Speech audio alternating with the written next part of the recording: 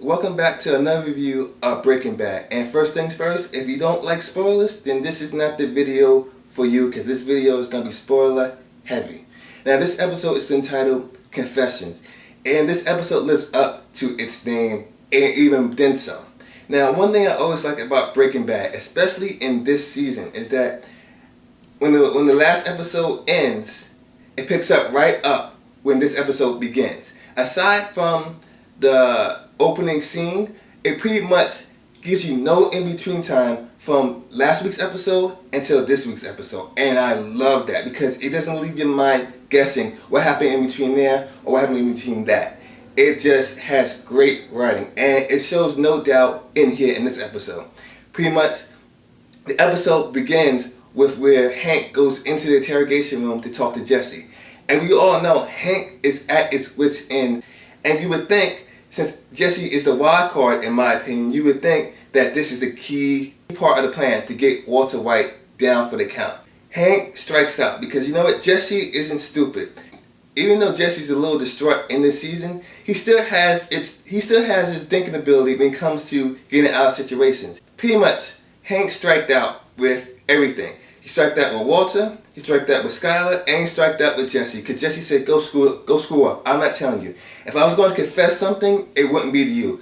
Hank striked out. He has nowhere to go. That was pretty much his key witness to putting Walter away. And he has nothing left. I always said that Walter is a smart guy. He always thinks 10 steps ahead of his opponent. And pretty much I call this episode was called Confessions, but it's also called a manipulation tactic or manipulation, because you see manipulation all throughout this episode. Because even in the interrogation room, Hank tries to manipulate Jesse, but Jesse doesn't fall for it. Even with Hank's wife, she tries to manipulate Walt Jr. to go over to the house, but Walter is ahead of the game because he says, Walter, he tells Walt Jr. that you know what, I have cancer, knowing that Walt Jr. would not leave his side for anything. Pretty much, Walter's saying, you're not putting my son against me. And Walter plays it perfectly. Even more so towards the end or towards the middle of this episode.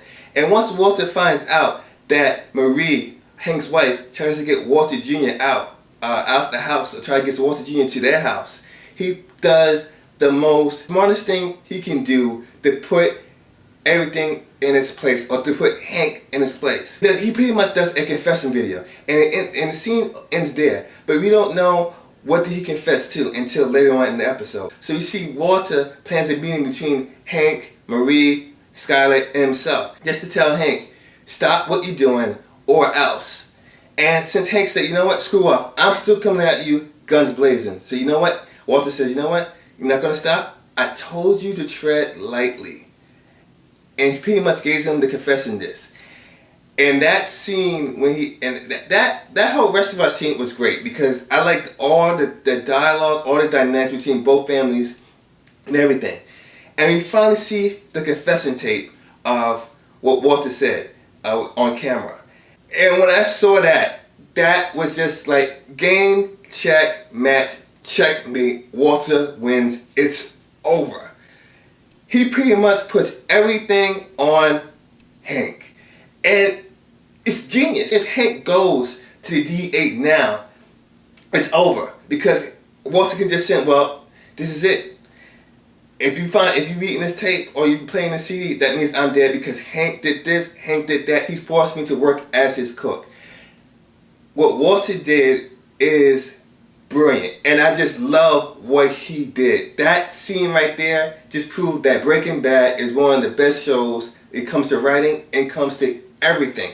The writing in the story is great, but you think that the episode's over after that, but it's not, because he knows that Jesse's seen Hank, and Walter sets up a meeting between Jesse, the lawyer, and himself. So, like I said before, this episode is like a manipulation. And Walter continues with his manipulation throughout this whole entire scene to try to play Jesse. But Jesse's not really falling for it. Jesse's more mature in this season. Even though he's more distraught, like I said before, he still has his wits about him about Walter. He knows Walter is who he said he is. Walter tries to play him and say, maybe you should get out of here. Maybe, start a better life. This life is not for you. And Jesse pretty much doesn't buy it. He said, you know what, just if you want me to get out of here, get out of town, just ask me to get out of town. Walter finally convinces Jesse to finally get out of town. When Jesse's leaving the office of the lawyer after he gets his plan to start a new life, he bumps into one of the security guards of the lawyer's office. And later down the episode, a few minutes later, Jesse finally realizes that he's been pickpocketed. And then everything goes back full circle of that. Jesse finally figures out that Walter poisoned Brock, which is his girlfriend's kid in the season before. So everything comes full circle and Jesse goes berserk. Jesse's one of those characters is that you push him just a little, he'll break entirely and go crazy. And once he found out that Walter finally poisoned Brock, his girlfriend's kid in seasons past, takes gasoline and pours oil all over Walter's house. And that's when the episode ends. This episode, for me, is just great. I love every bit of this episode, and I cannot wait for next week because everything, for me, I see it going downhill everywhere. For me, this episode gets 5 out of 5 stars, and I cannot wait until next week.